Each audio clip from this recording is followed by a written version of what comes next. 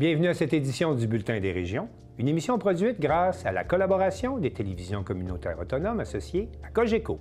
Bonne émission. Alors, qu'est-ce que ça évoque pour vous, le 5-10-15? C'est un espace absolument magnifique. C'était des belles professions dans ce temps-là? J'ai fait 40 ans, madame.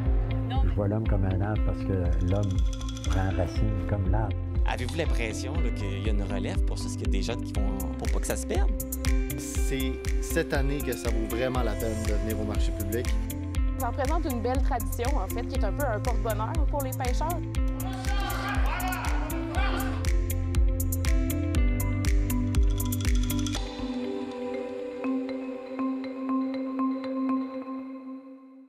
Au Bulletin des régions cette semaine, à Victoriaville, le monde municipal se projette en 2050 à l'occasion du colloque « Que nous réserve l'avenir ». À Lévis, l'entreprise Plastique Gagnon de Saint-Jean-Port-Joli inaugure une nouvelle usine. À Thetford, un forum de discussion sur l'économie circulaire. À Saint-Urbain, le gouvernement du Québec injecte 34 millions de dollars dans une usine de galvanisation. À Pont-Rouge, l'entreprise BP Canada organise pour ses employés une journée sur la sécurité au travail. À Sainte-Anne-des-Monts, le 16 août prochain, on espère créer une vague humaine de 1,5 km grâce à la participation de 10 000 personnes. À Berthierville, on vous invite à visiter la chapelle des Cuthbert cet été. À Montjoly, un spectacle régional à haut déploiement mettant en vedette le groupe Garoulou est organisé pour la fête nationale. Et pour commencer cette émission, rendons-nous dans la région de Vaudreuil-Soulanges, où la GRC doit surveiller pas moins de 68 km de frontières avec les États-Unis. Et Chantal Bédard, de C'est sur Télé, nous apprend comment les citoyens peuvent aider la GRC à réaliser cette surveillance. C'est sur la télé s'est déplacé dans le Haut-Saint-Laurent à quelques kilomètres du chemin Roxham afin de rencontrer la Gendarmerie royale du Canada de Salaberry-Valleyfield. Le détachement est responsable de la surveillance de près de 68 km de frontières entre le Canada et les États-Unis. Une nouvelle ligne téléphonique a été mise en place afin de sécuriser les citoyens et de contribuer au travail des agents de terrain. Les panneaux que vous voyez ici, c'est une initiative qui a démarré l'automne dernier. On a distribué plus de 40 panneaux présentement. Il y en a d'autres, justement, qu'on va distribuer, entre autres, sur le territoire de Saint-Jean également, en Estrie. Et c'est vraiment dans le but d'avoir une meilleure collaboration et de continuer notre collaboration qu'on a avec vos citoyens. Inspecteur Labrec, donc on est ici à Hemingford, on est collé sur la frontière américaine. Donc on parle de quelle quantité de personnes qui peuvent traverser à tout moment sur cette bande-là? Écoutez, ce qu'on a comme statistique dernièrement, c'est la situation est relativement stable. Faut savoir qu'on est 4 équipes intégrées de la police des frontières au Québec. On a 810 km de frontières à patrouiller. Donc, je vous dirais, de façon quasi quotidienne, on a des entrées au Québec, sur la frontière. Parfois, on peut être des journées sans avoir personne sur le territoire de Valleyfield ou sur le territoire de Saint-Jean, peu importe. Mais je vous dirais qu'au Québec, à tous les jours, on a des entrées. Vous, en tant qu'élu, en tant que maire, comment vous vivez ce défi, peut-être des immigrants qui arrivent ici, qui sont parfois illégaux? Comment vos citoyens vivent ça? Bien, c'est sûr que pour eux autres, c'est un sentiment d'insécurité de voir des gens qui circulent sur le terrain. Puis c'est sûr qu'en ayant un numéro de téléphone où ils peuvent appeler. C'est de là que ça part les pancartes puis les numéros de téléphone parce que les gens appelaient le 911, ce qui retardait des fois la venue de la GRC parce que transférer d'un bras à l'autre, fait que comme ça, bien, ils peuvent appeler la GRC directement, puis ça va plus vite. De dire, écoutez, c'est beau de vouloir démanteler les passeurs, les réseaux de passeurs, de se préoccuper des migrants, c'est correct, mais qui s'occupe des citoyens? Qui se préoccupe d'eux? Quand ils appellent à la GRC, il n'y a pas de suivi, il n'y a pas de numéro de téléphone. Alors, pourquoi ne pas créer un numéro unique où les citoyens se sentent en confiance d'appeler et qu'il y a un suivi qui se passe par la suite? Puis après ça, bien, la GRC a poussé avec sa créativité pour créer les affiches et mis dans des endroits très stratégiques pour poursuivre l'information des citoyens. les citoyens, la communauté sont sur la ligne de front d'une certaine façon. Qu'est-ce qu'ils vivent comme défi ou qu'est-ce que vous leur recommandez s'ils se retrouvent au milieu d'une situation comme celle-là? Bien, au fait, c'est justement l'initiative qu'on a mis en place, puis la proximité qu'on veut avoir avec les citoyens en collaboration avec les maires, mairesses et Madame la députée également sur le territoire. C'est vraiment d'encourager les gens à communiquer avec nous lorsqu'ils voient quelque chose de suspect. C'est évident que personne aime avoir des gens à 10 heures le soir sur leur terrain, marcher tout simplement. Donc, c'est vraiment ces informations-là qui nous permettent de mieux agir, d'être plus efficaces, d'être plus rapides aussi. Et cet hiver, comme je disais plus tôt, nous avons plusieurs opérations de recherche et sauvetage et les informations des citoyens ont assurément permis de sauver des vies. Il faut savoir que sur la frontière, il y a des familles qui traversent, il y a des enfants et la rapidité à laquelle on intervient est extrêmement importante, spécialement l'hiver quand il fait froid. Le nerf de la guerre, c'est l'information. Alors, plus le réseau de la GRC est informé, mieux et plus vite sont capables à la fois de sauver des vies, mais aussi de mettre la main et démanteler les réseaux des passeurs criminels.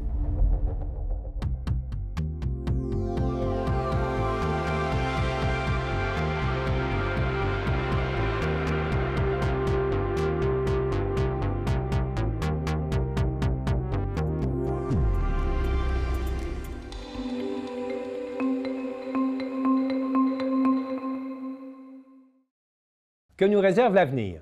C'est le thème d'un colloque organisé à Victoriaville et qui réunissait des intervenants municipaux qui devaient se projeter en 2050 et Sylvana Suarez de la télévision de l'Érable était à ce colloque. C'est notre 34e édition. On réunit des élus, des fonctionnaires municipaux d'un peu partout au Québec pour les alimenter, les inspirer, les accompagner dans leurs décisions qui concernent la qualité de vie et la santé globale de leur population. L'activité, il y a le colloque en entier. Aujourd'hui, ce matin, il y a la conférence sur les changements climatiques, le développement durable, mais les gens auront accès à une programmation complète d'ateliers sur différents sujets qui va toucher la participation, les liens intergénérationnels, la gouvernance, même des liens avec la population, nos directions générales dans nos villes. Donc, c'est vraiment de voir dans l'ensemble comment, comme communauté, on peut prendre des décisions, on peut favoriser un développement de nos communautés qui va tenir compte de la réalité des populations, mais aussi de notre environnement. Alors, on va, à travers ces 2 journées-là, traverser différents éléments. On a des prix qu'on va remettre à des gens pour souligner leur implication, leur inspiration. On leur fait vivre un scénario jusqu'en 2050, où là, ils sont vraiment mis dans le contexte où on vit des situations de changement climatique assez importants. L'animatrice nous guide à travers ces changements climatiques-là, l'évolution vers 2050. Et là, en équipe, par table, on vit les expériences, on doit faire des choix, on doit prendre des décisions pour faire en sorte que, finalement, on atténue les changements climatiques et on vit un développement durable. On a développé un concept parce que le développement durable, oui, c'est les questions environnementales, mais c'est aussi les questions sociales. Donc, comment on pouvait faire le pont entre les changements climatiques et les besoins de la population sur leur qualité de vie, leur impact sur la santé. C'est comme ça qu'on a construit une activité interactive pour faire vivre vraiment une expérience à nos participantes, à nos participants, pour qu'ils puissent repartir dans leur milieu avec des idées concrètes, des inspirations, mais aussi des décisions à prendre, de voir le processus qui doit être mis en place dans leur milieu. L'activité d'aujourd'hui est, on peut dire, c'est un volet d'Espace Muni. Est-ce que vous pouvez nous expliquer qu'est-ce que c'est l'Espace Muni? Oui, avec plaisir. Espace Muni, c'est un organisme qui a plus de 35 ans d'existence, qui vise vraiment à accompagner le milieu municipal à travers tout le Québec sur toutes les questions sociales, de santé, de qualité de vie. Et on va, par exemple, soutenir les familles avec des programmes comme la politique familiale municipale, nos aînés avec MADA, Municipalité Amie des aînés, les enfants aussi, la place des jeunes qui sont nos citoyens d'aujourd'hui et de demain, comment on peut faire en sorte qu'ils ont un droit de parole, ils peuvent participer pleinement à la vie démocratique et sociale de leur communauté. De participation citoyenne, c'est aussi une réalité dans les municipalités, comment on travaille avec nos citoyens, donc comment les municipalités peuvent finalement mettre en place des projets, prendre des décisions qui vont aussi impliquer le citoyen. C'est tout ça, Espace Muni. Une vague de chaleur extrême frappe le sud et l'est du Québec depuis maintenant 4 jours et inquiète de plus en plus les citoyens pour qui le souvenir de la sécheresse d'il y a quelques années est encore frais à leur mémoire. Selon la santé publique, cette vague de chaleur mettrait en danger la sécurité et la santé des populations, notamment celle des jeunes enfants et des aînés. Plusieurs personnes souffrant de maladies cardiovasculaires ou respiratoires ont dû être hospitalisées. Le taux d'occupation moyen des urgences au Québec a atteint hier un niveau alarmant de 170 %, alors que la métropole affichait, quant à elle, un taux de 242 %, un chiffre atypique pour la période estivale. Face à cette situation, les municipalités sont en alerte. Elles prolongent les heures d'accès aux piscines et insistent sur l'importance de s'hydrater pour limiter les risques. Elles lancent un appel à la solidarité entre les citoyens pour s'entraider et demandent aux organisations du territoire ayant des locaux climatisés de les mettre à la disposition de la population. Et à la météo, Noémie, on aura encore quelques journées de chaleur oppressante. En effet, cette année, bienvenue en 2030, les vagues de chaleur de plus en plus fréquentes et intenses incitent le gouvernement provincial à donner une directive visant à réduire les îlots de chaleur sur nos territoires. D'ici 2035, toutes les municipalités du Québec, sans exception, devront déminéraliser 30 % de leur surface pavée publique sur leur territoire et les reverdir en plantant des arbres à grand déploiement. 30 %, c'est énorme, mais c'est une directive, c'est pas une option, c'est une question de santé publique. Bon, juste pour clarifier, déminéraliser, c'est quoi? On enlève les surfaces minérales qui retiennent la chaleur, béton, asphalte. Cette nouvelle directive soulève beaucoup de questions. Comment les citoyens et les commerçants vont-ils réagir à cette nouvelle, sachant que des cases de stationnement vont forcément disparaître? Étant en plein cœur d'une vague de chaleur en moment de crise, est-ce que c'est le bon moment pour faire cette annonce, cette demande aux municipalités? Finalement, est-ce que le lien entre la déminéralisation, l'augmentation de la canopée, soit la couverture des arbres sur le territoire, et la réduction des îlots de chaleur est clair pour les citoyens? Une nouvelle de dernière minute vient tout juste de tomber. Les pluies verglaçantes qui sévissent dans le nord du Québec pourraient occasionner, au cours des prochaines heures, voire des prochaines minutes, une rupture d'approvisionnement en électricité pour l'ensemble du territoire. Les autorités se veulent rassurantes, mais demandent à la population de se tenir prête. En effet, le réchauffement hivernal moyen a entraîné un déplacement vers le nord des épisodes de pluie verglaçante. En janvier, le Québec a enregistré 135 mm de verglas sur une période de 8 jours, une quantité 35 % supérieure à celle de la crise du verglas de 1998 qui avait duré 5 jours. Rappelons que le Québec fait face à une crise énergétique sans précédent. Au cours des 10 dernières années, la demande en électricité a connu une croissance s'expliquant en grande partie par l'implantation de nombreuses industries dans le domaine de stockage de données, de la crypto-monnaie et de l'intelligence artificielle. Par ailleurs, les épisodes répétés de sécheresse et de chaleur extrême ont réduit la capacité de production hydroélectrique. Les infrastructures critiques sont sous tension. Certains des hôpitaux, comme par exemple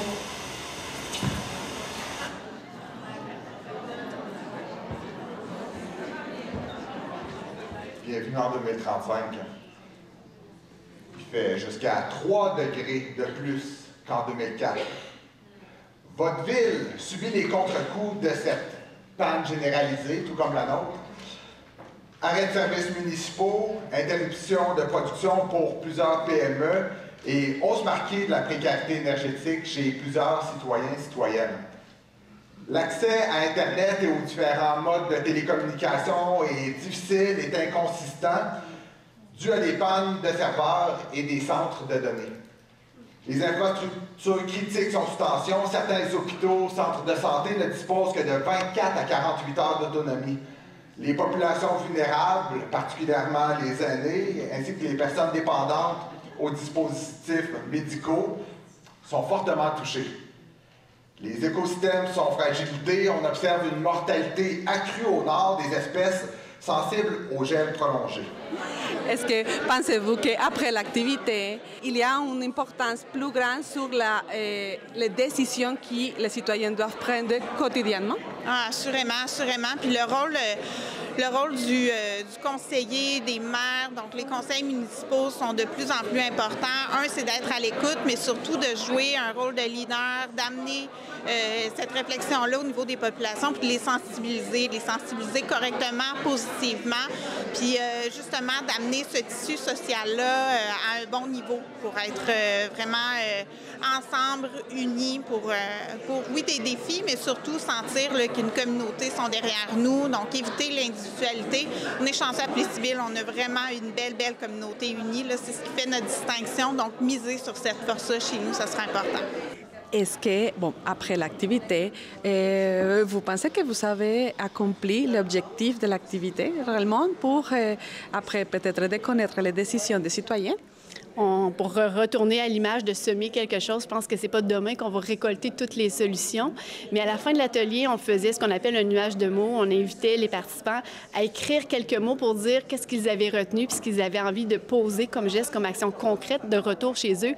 Et les mots qui sont apparus à l'écran me font répondre oui, on a vu solidarité, espoir, vivre ensemble, action. Je pense que collectivement, on a envie de bouger, on a envie d'être créatif puis de faire face au changement climatique. Donc, nous, ce qu'on voulait tout simplement, c'était susciter des échanges, puis faire en sorte que dans un contexte de jeu, les gens commencent à réfléchir parce que quand on se retrouve au milieu d'une crise, c'est beaucoup plus difficile de prendre des décisions qui sont éclairées. Alors, on voulait faire ce travail-là en amont, puis je pense que pour ce volet-là, c'est mission accomplie.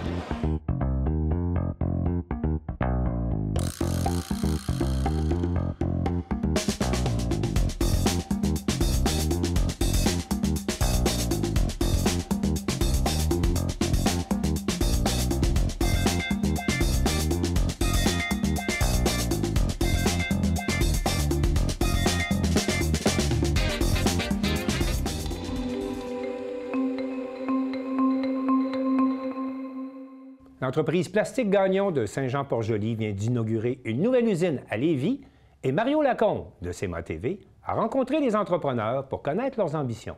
C'est jeudi que les dirigeants de Plastique Gagnon nous invitaient à l'inauguration de leur nouvelle usine située dans l'Innoparc à Lévis.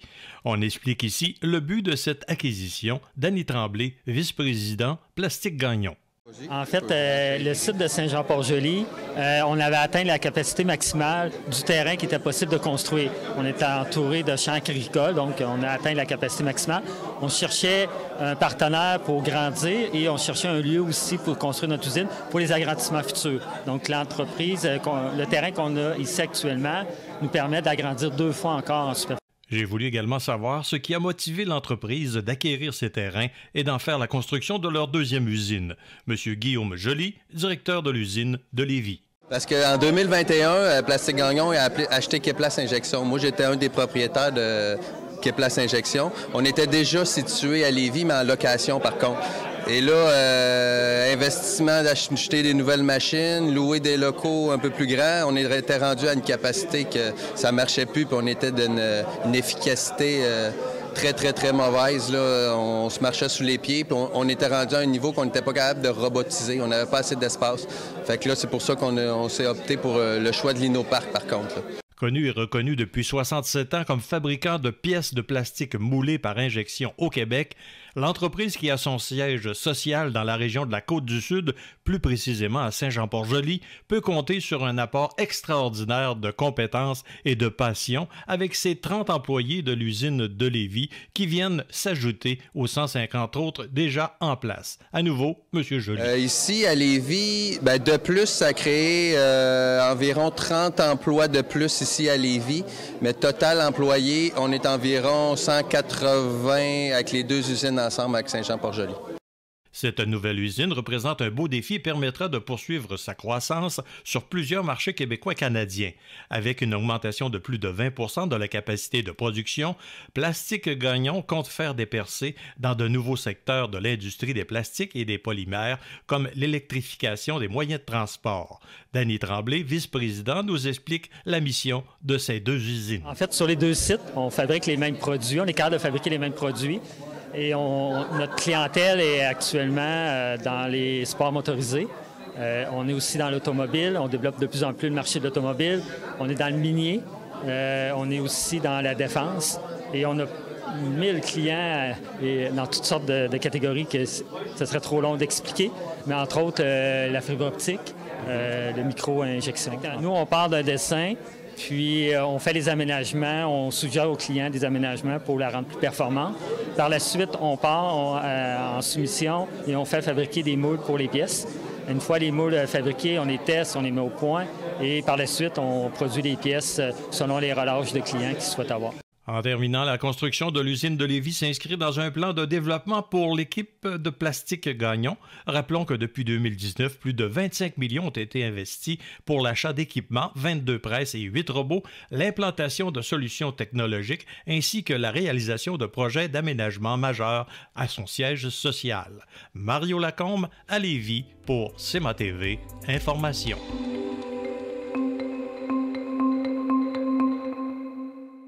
La ville de Thetford a un commissaire à l'économie circulaire et Guy Jacques de TVCRA l'a rencontré dans le cadre d'un forum technologique ouvert. Nous sommes aujourd'hui à la Maison de la culture de Thetford Mines dans le cadre du forum technologique ouvert et nous rencontrons finalement M. Ludovic Beauregard, commissaire en économie circulaire à la SDE de Thetford. Bonjour M. Beauregard. Bonjour. Combien de participants aujourd'hui à ce forum de discussion? Une bonne cinquantaine de participants. Puis ce qui est intéressant, c'est qu'il y a plusieurs composantes de la population qui occupe le territoire qui se sont présentées. Donc, on a autant des citoyens que des organismes, que des entreprises. Puis c'était vraiment l'objectif aujourd'hui de pouvoir entendre l'ensemble de l'écosystème territorial. Est-ce qu'il y a d'autres objectifs qui sont reliés à cette journée? Oui. L'objectif ultime, c'est de développer puis de déposer un plan stratégique à l'automne cette année pour encadrer tout le développement, je dirais, de la filière minière. En gros, c'est un des principaux objectifs. Les autres objectifs, c'est de développer puis d'écouter les citoyens puis les participants sur quelles sont les valeurs qu'on veut développer régionalement, quels sont les moyens qu'on peut prendre pour atteindre nos objectifs. Donc, c'est en gros une grosse journée de réflexion.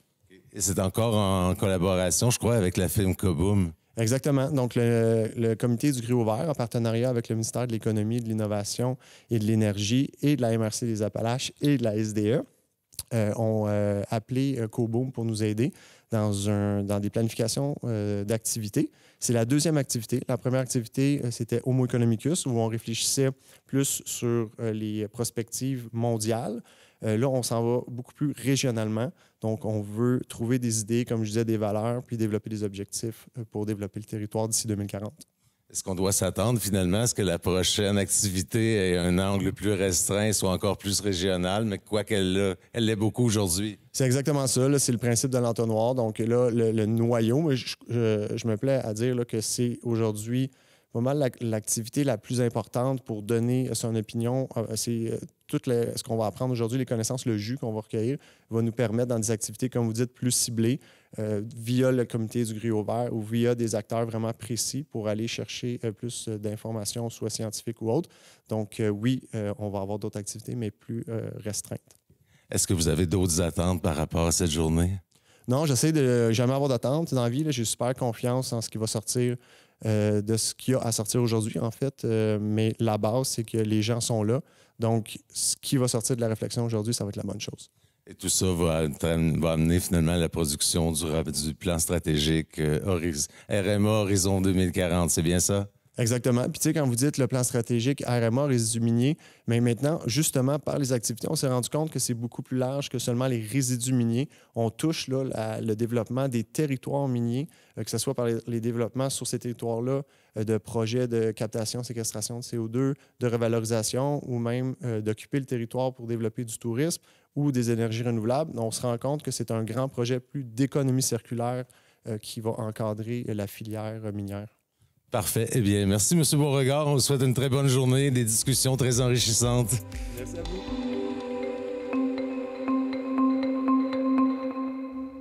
Le ministre responsable de la région de Québec, Jonathan Julien, était de passage à Saint-Urbain pour confirmer une importante aide financière de 34 millions de dollars à une entreprise de galvanisation. Un reportage de Mathieu Larivière de TVCO. Le gouvernement du Québec a récemment annoncé un appui financier de 34 millions de dollars pour la nouvelle usine de galvanisation qui sera située au cœur du parc industriel de Saint-Urbain. En visite sur les lieux, le ministre de la Capitale-Nationale et des Infrastructures, M. Jonathan Julien, a précisé que la majeure partie de cette somme sera octroyée sous forme de prêt à l'entreprise dirigée par M. Charles Simard. Alors, l'aide financière va nous permettre justement de stimuler le développement économique de la région, le développement économique du Québec, dans un créneau où on me dit qu'actuellement, la concurrence n'est pas vraiment là. Vous allez devenir un joueur important pour le Québec, donc on est très fiers de ça. L'usine tentera de répondre à des besoins en acier galvanisé qui sont en constante augmentation. La demande est croissante pour des services de galvanisation. On parle potentiellement à pleine capacité de 75 000 tonnes par année. J'ai de la misère à figurer ça veut dire quoi, mais je comprends que c'est un grand volume. Alors, puis en plus, vous le faites avec un grand souci de l'environnement, avec l'énergie renouvelable. Avec ici l'entrepôt, tu me disais que c'est pour une dizaine de jours d'entreposage à l'intérieur, ça évite des enjeux environnementaux à l'extérieur. Donc ce souci-là, dans votre créneau d'activité qui est à la bonne place, de l'énergie propre, des besoins qui sont là, alors vous allez bien y répondre.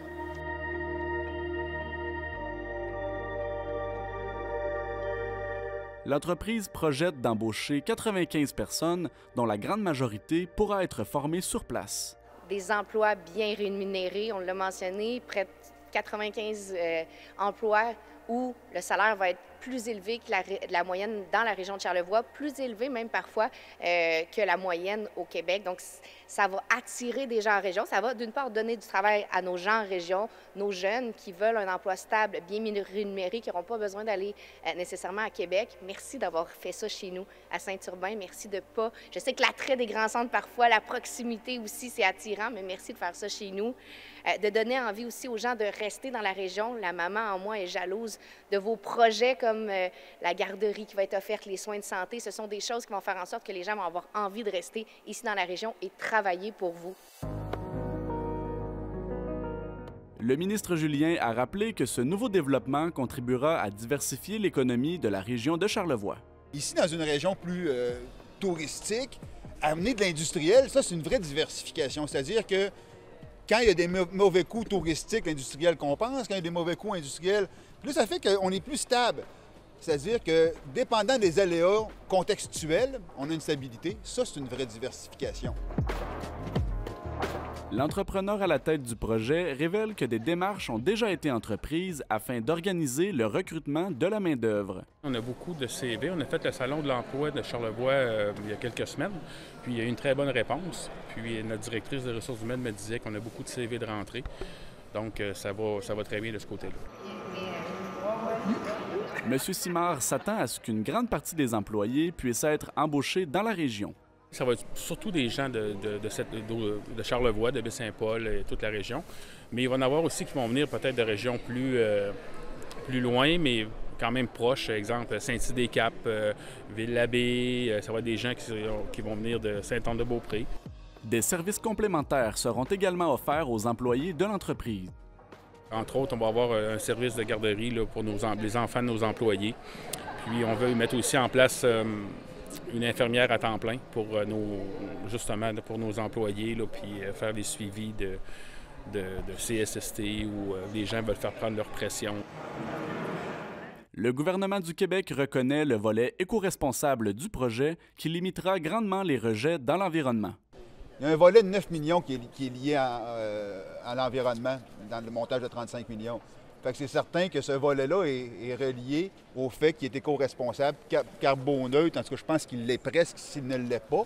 Énergie renouvelable, avec un traitement intérieur qui empêche justement de contaminer les sols extérieurs. C'est pour ça que l'entrepôt aussi permet d'entreposer pour 10 jours. Fait que c'est sûr qu'une partie du financement du gouvernement est directement liée à ça. La mise en opération de l'usine s'effectuera potentiellement au début de l'an prochain. Les prochaines étapes, ça va être de terminer notre bâtiment, installer notre ligne de galvanisation. Et puis ensuite, Mélanie, notre directrice des ressources humaines, va engager les travailleurs, j'imagine au mois de novembre, quelque chose comme ça, dans ces alentours-là. Puis ensuite, on pense faire le premier dipping, le premier trempage au début de l'année 2026. La mairesse Claudette Simard a tenu à souligner que l'inauguration de l'usine Galveco marquera un tournant important pour l'avenir de sa municipalité. Pour Saint-Urbain, la venue de Galveco amènera à continuer le développement plus rapidement de la municipalité, d'accueillir de nouvelles familles, de nouveaux services, des emplois. Alors je souhaite le meilleur des succès à votre entreprise et sachez que vous pourrez toujours compter sur la collaboration de notre municipalité. Plusieurs partenaires publics et privés ont contribué aux investissements du projet qui est aujourd'hui estimé à 70 millions de dollars.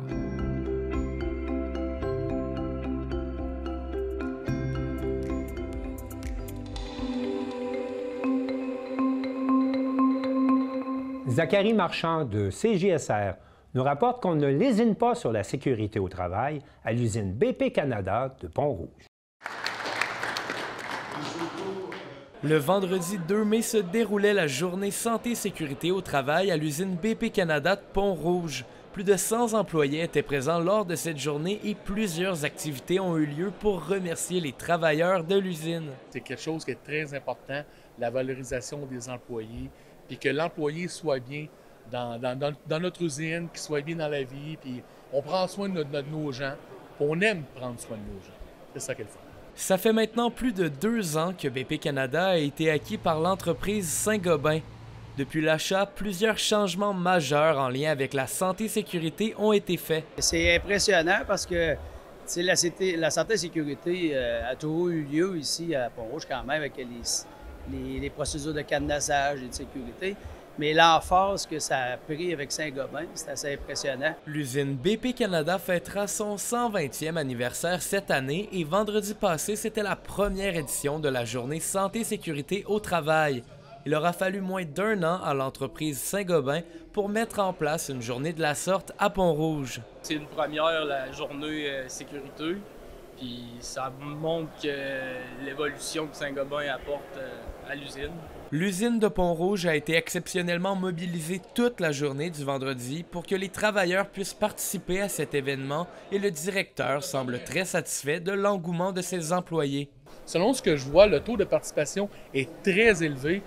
Ça me fait agréablement surprise. Le monde s'implique, le monde semble intéressé, les activités, tout ça. Je pense que c'est de la bonne augure pour les années à venir aussi. En termes d'activités, les employés étaient servis. Dès 7h30, les membres du personnel pouvaient profiter d'une collation offerte avant d'assister au discours des dirigeants.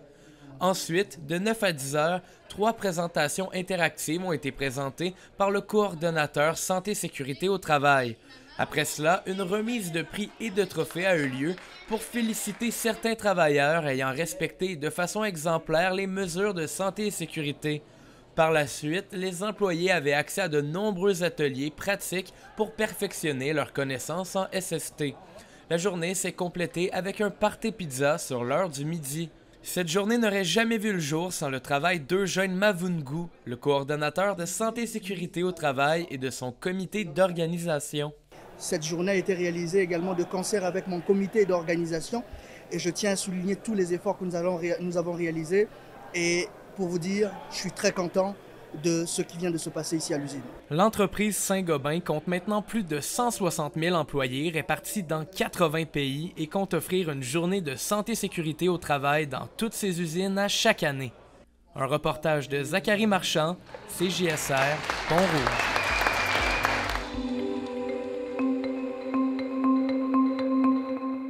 Valérie Pinault de Télévague nous présente une éducatrice spécialisée qui propose, pour différentes clientèles, des interventions en zoothérapie. Pourquoi vous avez décidé de travailler en zoothérapie? Oh là là, bonne question. Dans le fond, moi, je suis éducatrice spécialisée depuis 16 ans. Je me passionne beaucoup pour l'intervention. Et dans le fond, j'avais entendu parler de la zoothérapie, que ça pouvait avoir plusieurs bienfaits chez les enfants qui vivaient des grosses choses. Donc, j'ai décidé d'aller me former à cette époque-là à Zoothérapie Québec. Et par la suite, j'ai décidé d'aller me former avec une formation reconnue là, pour pouvoir aller plus loin. Donc, j'avais commencé avec mon petit lapin dans mes débuts quand j'étais au centre de pédiatrie sociale à Sainte-Anne-des-Monts. J'ai eu un jeune que, lui, dans le fond, avec tout ce qu'il avait vécu, il ne voulait plus parler avec des intervenants. Donc, j'ai privilégié l'approche avec le lapin. Donc, je lui ai dit, ben parle avec mon lapin, il ne pourra pas dire qu'est-ce que tu lui dis.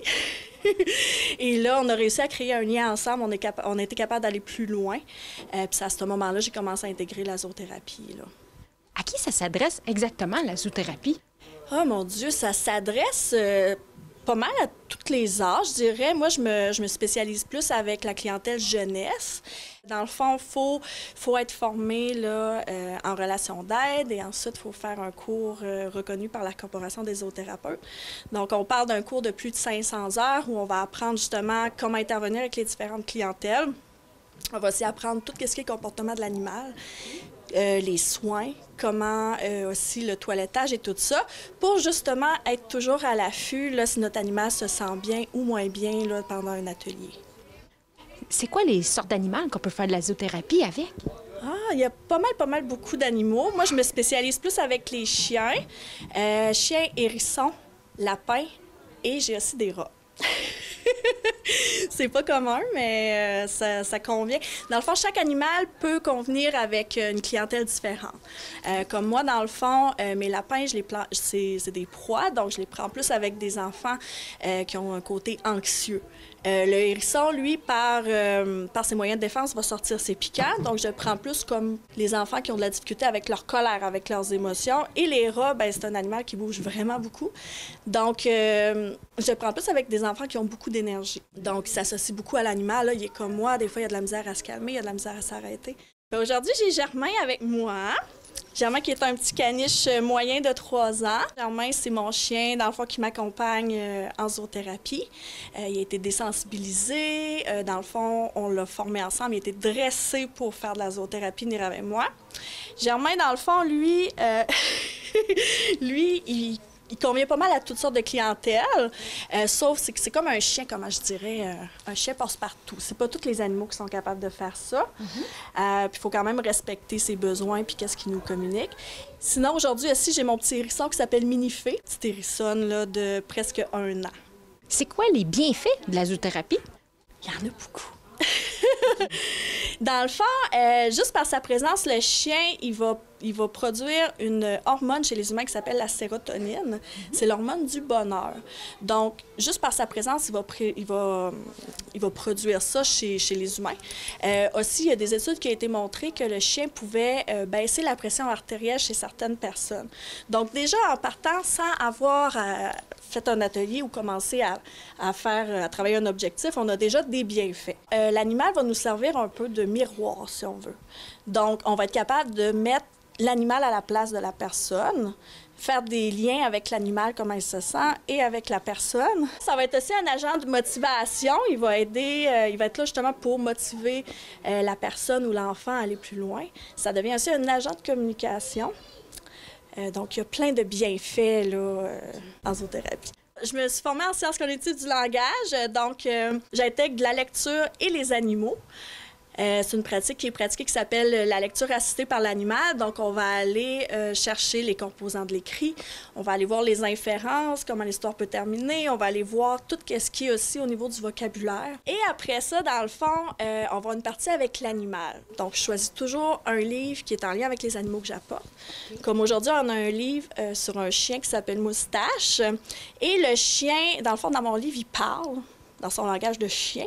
Et après, nous, en deuxième partie, on essaie d'analyser ce que Germain nous dit durant l'atelier. Germain nous communique plusieurs choses. Il va nous dire « Ah, je veux jouer », il va nous dire « Ah, je vais aller voir les amis ». Fait qu'il va nous montrer ses signaux, là, puis ses moyens de communication, là. Dans le fond, j'ai un site internet, c'est www.piquetpoil.ca. Vous pouvez aussi me suivre sur Facebook. Donc, c'est ça, je me déplace en Gaspésie. J'ai plusieurs autres services. J'ai des programmes scolaires en zoothérapie sur l'anxiété, sur les émotions, les habiletés sociales. Je fais aussi des visites animalières, zoolecture et aussi des suivis individuels là, pour les petits cocos qui ont des difficultés. Merci, Linda, c'est très intéressant. Bien, merci beaucoup.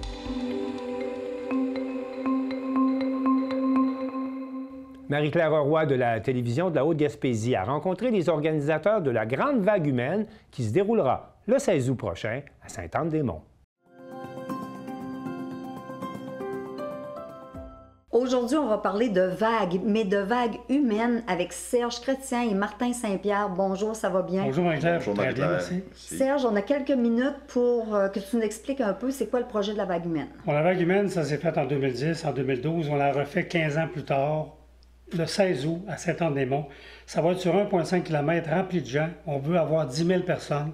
C'est une rue avec 6 scènes actives avec de la musique, une vingtaine d'artistes qui vont débouler d'un bord puis de l'autre, et aussi des gens en déambulatoire pour animer toute cette foule-là. Wow. Là, je m'aimerais m'adresser aux gens qui sont à l'extérieur, les Gaspésiens hors Gaspésie. Si ça vous aide, venez nous trouver. Puis sinon, encouragez-nous avec un don peut-être sur le site de l'Association du cancer de l'Est du Québec, parce qu'on fait ça pour lutter contre le cancer. Oui, c'est un gros projet. Ça commence à quelle heure? Ça se termine à quelle heure? Ça commence à 10 h le matin, puis comme je le disais, ça commence très fort. Donc, soyez là très tôt. Puis ça va se terminer autour de 16h30, 17h selon le cas, selon quand on va être capable de faire la vague. Oui. Parce que c'est une grosse organisation de placer 10 000 personnes avec un parapluie. Parce que cette année, c'est avec un parapluie. On amène tout le monde, pas parce qu'il va pleuvoir, mais parce qu'on a besoin pour symboliquement se protéger de la maladie. Fait qu'on va vous expliquer comment ça va fonctionner là-bas avec votre parapluie, mais oubliez-le pas. Bon, mais dans le fond, là, à 16h, ça ne se termine pas vraiment pour de vrai. Il y a Martin Saint-Pierre qui va poursuivre la soirée jusqu'aux petites heures du matin. Tu nous expliques un peu, parce que c'est le Festival Rétro Festival Rétro en direct, 3e édition, qu'on fait conjointement avec la Vague humaine, naturellement. À partir de 16h, on invite les gens à venir s'amuser sur la musique rétro, danse sociale, orchestre, disco des années 80. C'est pour finir en beauté cette magnifique journée. Puis il va y avoir des surprises pendant la soirée, mais on ne peut pas le dire. C'est sûr. Puis là, il y a un groupe régional aussi, un groupe de la région ici qui va faire les frais de la musique pendant la soirée. Les gars de la baie, qui ont connu un grand succès l'année passée à la 2e édition, tout le monde les réclamait. Ils nous ont promis une soirée dansante hors pair. On va avoir de la danse sociale au départ, un 5 à 7 de danse sociale. Après ça, Serge va venir faire l'ouverture de la soirée officielle. L'orchestre va arriver naturellement avec sa musique, ça va danser, ça va être fou. Par la suite, on finit ça avec du disco des années 80. Oui, puis le disco des années 80, on connaît ça avec Martin, là, c'est difficile de débarquer de la salle de danse, on ne peut pas débarquer. Puis des surprises, il va en avoir. Puis vous vous attendez à avoir combien de personnes? Si on attend 10 000 personnes dans la journée à l'Arena? C'est sûr qu'à l'Arena, c'est plus restreint un petit peu parce qu'on a des normes et de la sécurité. On s'attend peut-être d'avoir 15 à 1800 personnes. On conseille aux gens de s'acheter des billets à l'avance. Et naturellement, on va essayer de placer tout le monde quand même, parce que 8 000 ou 10 000 personnes, on ne peut pas placer ça. Mais on va essayer d'en rentrer le plus possible pour s'amuser naturellement, pour fêter cette belle journée. Puis un petit mot pour terminer, Serge, de ton côté. Bien, c'est l'activité, je pense que ça va être l'activité de la décennie, j'aime ça dire ça. Oui. Ça va être le fun parce que c'est rassembleur. On le fait pour la bonne cause.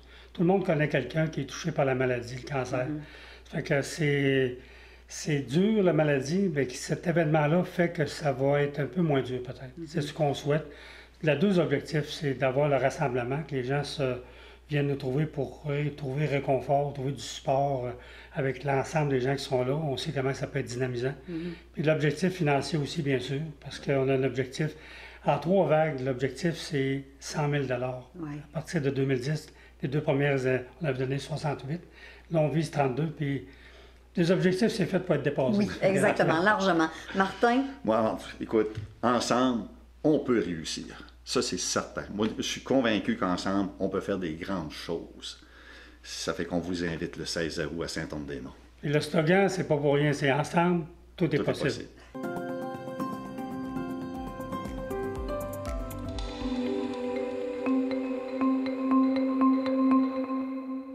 L'exposition Espèces en voie d'apparition est à l'affiche tout l'été à la chapelle des Culs-de-Berre à Berthierville et CTRB a rencontré les artistes. Nous sommes sur les lieux de la chapelle pour rencontrer un des exposants qui tiendra une exposition extérieure cet été à la chapelle, composée de Stéphanie Lagueux et Jonathan Lécuyer. Alors, Lagueux-Lécuyer, c'est comme ça que vous vous nommez.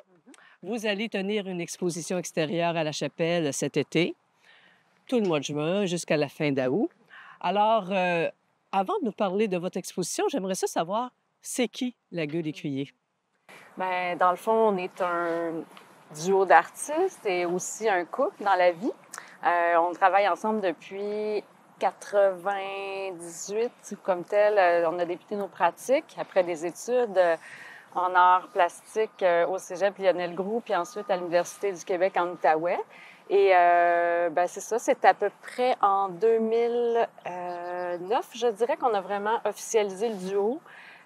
Parce que, c'est ça, on travaillait chacun à nos projets respectifs, puis à un moment donné, on a décidé de vraiment unir nos forces, puisque de toute façon, on s'aidait les uns et l'autre, puis on voulait en faire vraiment une façon de vivre, là, puis de travailler ensemble. Donc, voilà.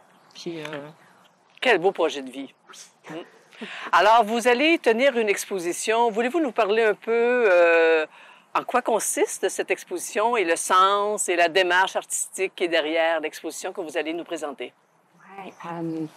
Dans le fond, Espèces en voie d'apparition, c'est un projet c'est un troupeau de sculptures, en fait, qu'on déplace dans l'espace public. On a un spécimen ici qu'on a apporté avec nous. Et puis, dans le fond, c'est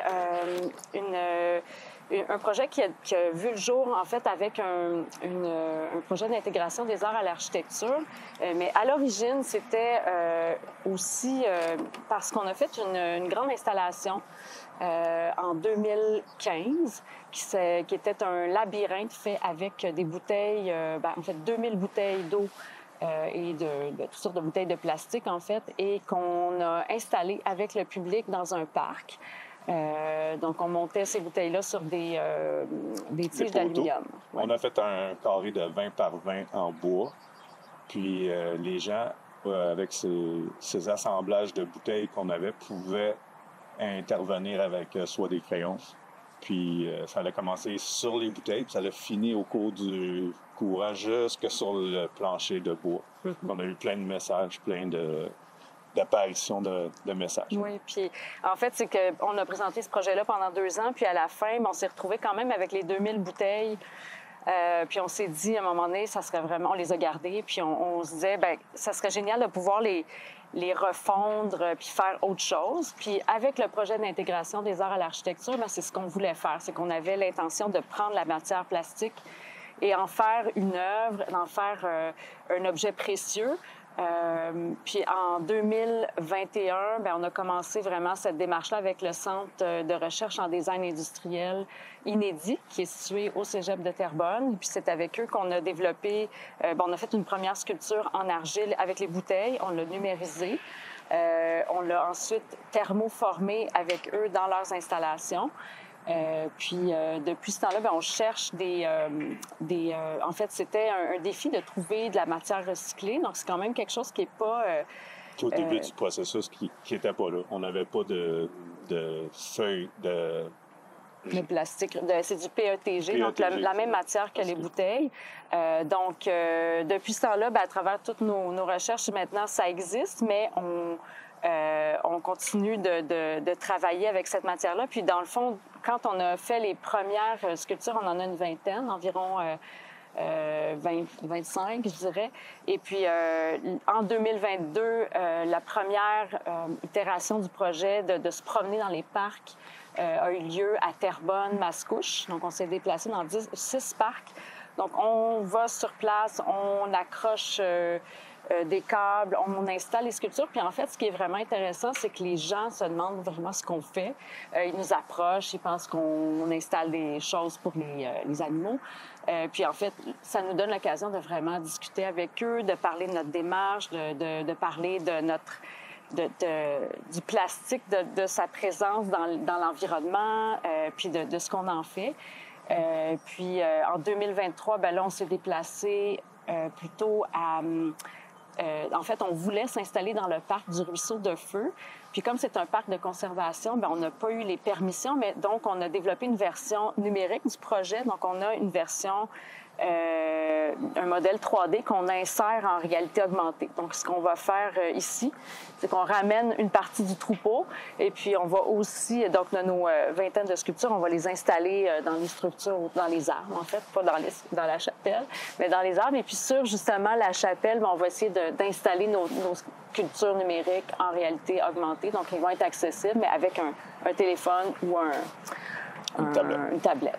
Souvent, ce qu'on aime beaucoup se voir, c'est justement la lumière, mais la lumière à travers le temps aussi. On peut voir que le soleil, c'est comme la puissante lumière. Elle va interagir avec les créatures. Puis on peut l'avoir à différents niveaux selon le jour. Elle va se déplacer.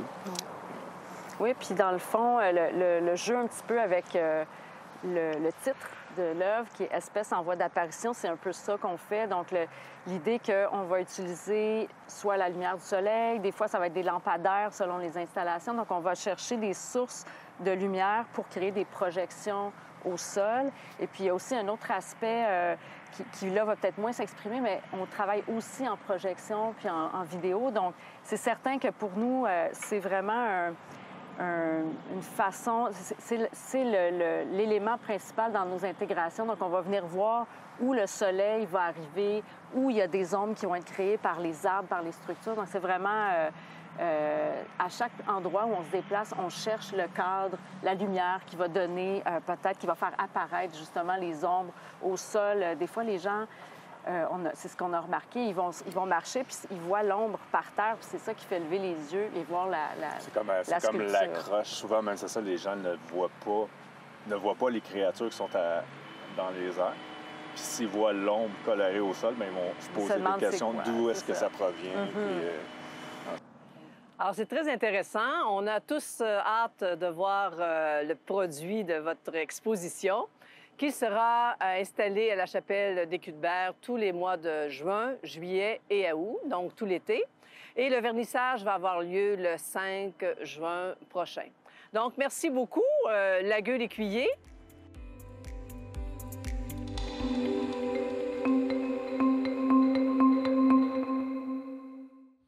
Un spectacle régional à haut déploiement soulignera la fête nationale le 23 juin prochain à Montjoly, avec entre autres le groupe Garoulou, qui soulignera son 50e anniversaire, nous apprend Marc Després de la télévision de la Métisse. Jannick Michaud, déjà la 191e fête nationale du Québec. Et ici, dans la région du Bas-Saint-Laurent, et particulièrement à Montjoly, on passe pas à côté. Non, on passe pas à côté cette année. La fête à portée régionale revêt une importance, je dirais, beaucoup plus grande encore. C'est 191 ans d'histoire, mais c'est aussi le thème commémoratif Jean du Pays. La chanson Jean du Pays fête ses 50 ans cette année aussi. Bref, beaucoup d'occasions de fêter. Et pourquoi on a décidé l'année dernière là, de sortir des grands centres? Bien, en fait, la fête à portée régionale appartient au territoire du Bas-Saint-Laurent. Dans chacune des régions administratives au Québec, on a une fête de portée régionale qu'on appelle. Et dans la plupart des régions, cette fête-là se déplace de ville en ville, dans les villes principales du territoire. Donc, ici, dans l'Est du Québec, au Bas-Saint-Laurent, le conseil d'administration a décidé, il y a 2 ans de ça, de faire en sorte que la fête nationale à portée régionale allait être accessible à l'ensemble du territoire, donc va se déplacer entre les 8 villes principales du territoire. Donc, c'était Rivière-du-Loup l'année dernière, et là, ben, c'est Montjoly. Cette année, c'est Montjoly, et on arrive avec des partenaires assez incroyables aussi, qui nous permettent d'organiser une fête à très grand déploiement. Et justement, ben, il y a des privés cette année qui se sont rajoutés, là, qui n'étaient pas là habituellement. Non, effectivement, c'est nouveau de cette année parce qu'on avait un projet particulier. On avait un projet qui était assez unique, non seulement avec la thématique, mais aussi avec le dévoilement d'une tête d'affiche qu'on a fait tout à l'heure, qu'on pourra revenir. Mais ces partenaires-là, quand je leur ai présenté le projet, ils m'ont dit tout de suite, oui, on embarque. Là. Et on peut mentionner donc Desjardins et Mallette là, qui ont dit oui. Desjardins, Mallette, on a Pascal Bérubé, le député provincial aussi, la ville de Montjoly, évidemment, qu'on ne peut pas passer à côté. Maïté Blanchette-Vézina, qui est la ministre régionale du Bas-Saint-Laurent aussi, qui participe à ça. Donc, on a beaucoup de gens qui ont mis, comme on dit, la main à la pâte pour réussir à créer cette fête-là. Et tant qu'à y être, tant qu'à souligner en gras, 50e anniversaire de Garoulou cette année, et le groupe sera ici de façon exclusive à Montjoly. C'est unique. C'est unique ce qu'on a réussi à faire là. Après avoir discuté avec Michel Lalonde pendant presque 2 ans, à quelques reprises, puis de dire « Ah, Michel, ça serait le fun d'essayer de refaire vivre Garoulou », je pense que lui, il le portait dans son cœur aussi et qu'il voyait en quelque part dans sa tête 50 ans d'histoire, 2025, les 50 ans de Garoulou. Alors, il nous a préparé un spectacle pour refaire vivre tous les grands succès de Garoulou. Et il faut le dire, c'est pas un spectacle hommage, là. Ce sont les vrais qui sont ici. Bien, Michel Lalonde, qui est le cofondateur du groupe, évidemment, les membres du groupe sont assez vieillissants. On a la possibilité que son frère Marc vienne. C'est pas encore officialisé, mais par contre, le groupe qui a été réuni est un groupe professionnel qui va nous rendre hommage à Garoulou, mais c'est pas un spectacle hommage, c'est vraiment Michel Lalonde. Et à ce moment-là, bien, c'est d'autant plus exceptionnel, comme c'est la fête nationale, c'est gratuit. C'est gratuit, puis en plus, on va inviter même nos voisins du Sud, nos cousins au Nouveau-Brunswick, qui sont aussi dans le monde des francophones et qui ont un amour pour ce groupe-là. Donc, on va se réunir, puis on va revivre ces années-là de Garoulou. Bref, on marque quelle date et quel endroit à son horaire? C'est le 23 juin. À compter de 16h30, on a une fête familiale avec Chantois puis Bob Arsenault.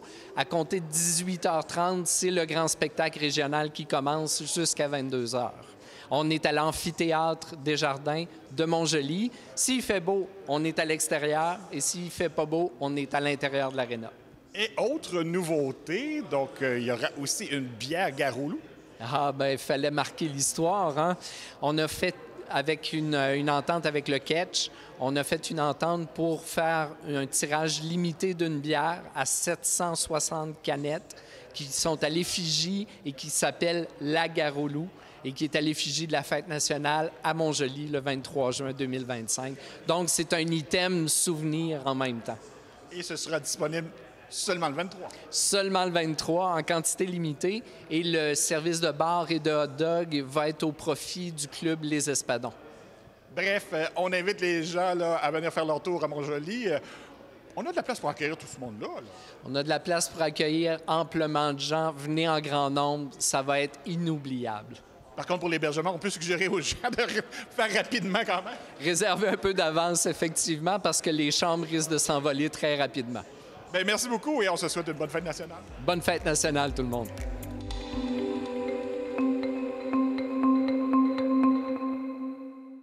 C'est tout pour cette dernière édition du Bulletin des régions cette saison. Je remercie toutes les stations de télévision participantes et on se retrouve en septembre prochain.